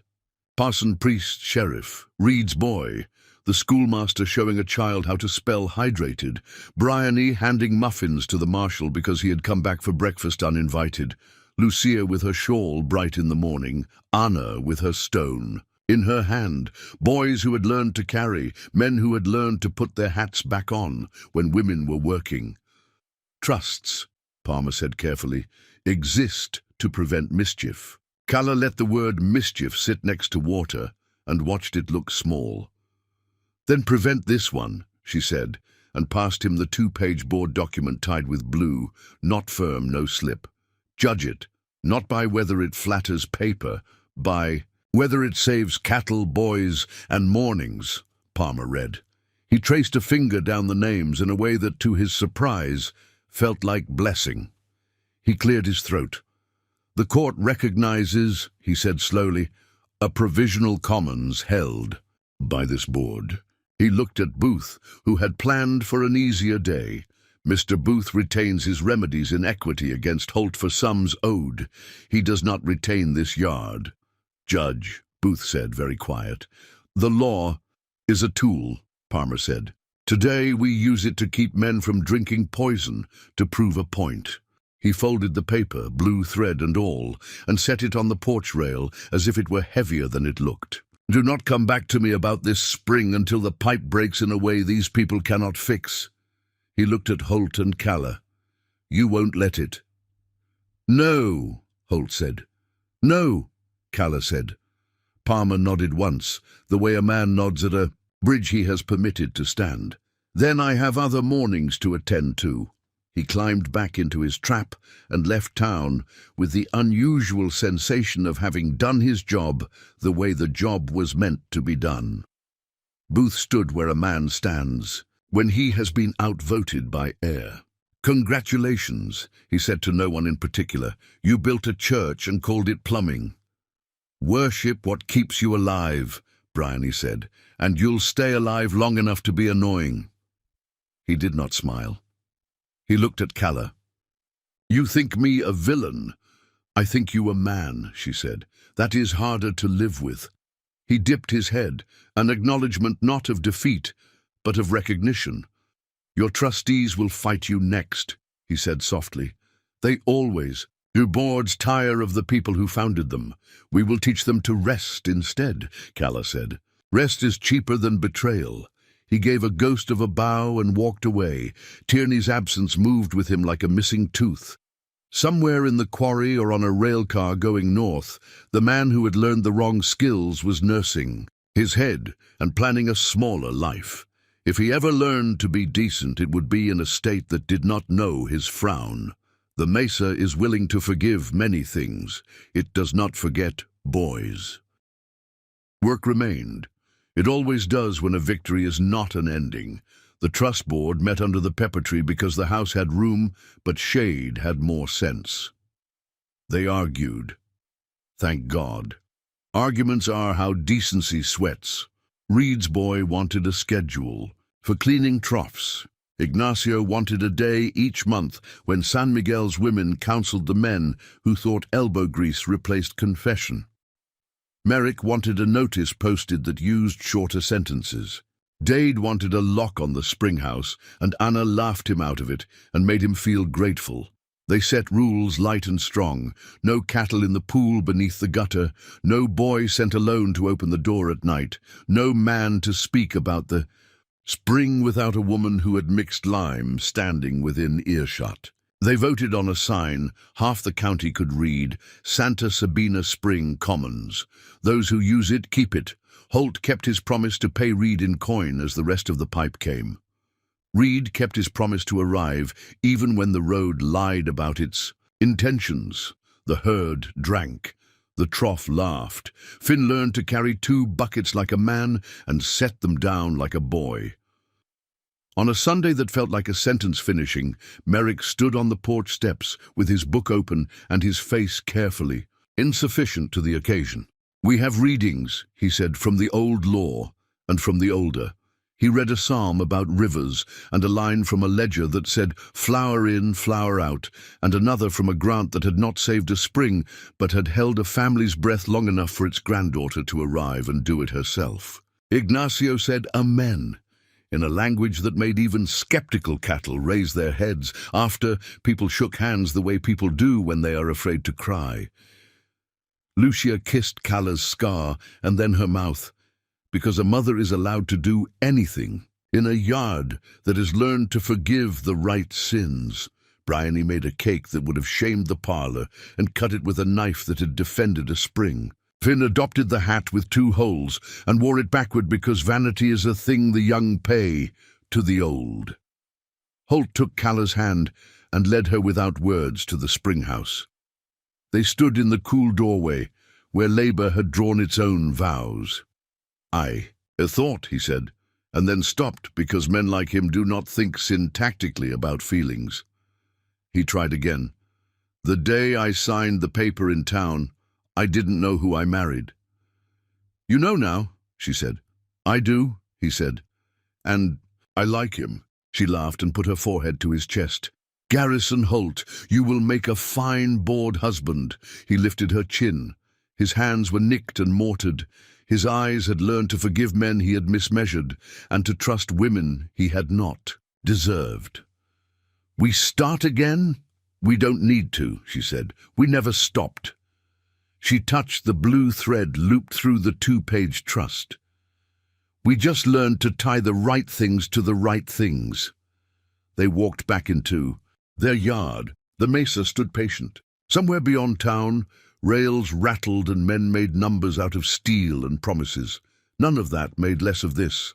A spring with a new saddle, a man with a new name for himself, a woman with an old one spoken out loud without apology, a county that had been offered a cup and learned to say please. At dusk, a new wind came up from the south, cooler, with the smell of far rain in it. Children lay on their backs on grass that had thought itself too proud to grow this summer and watched.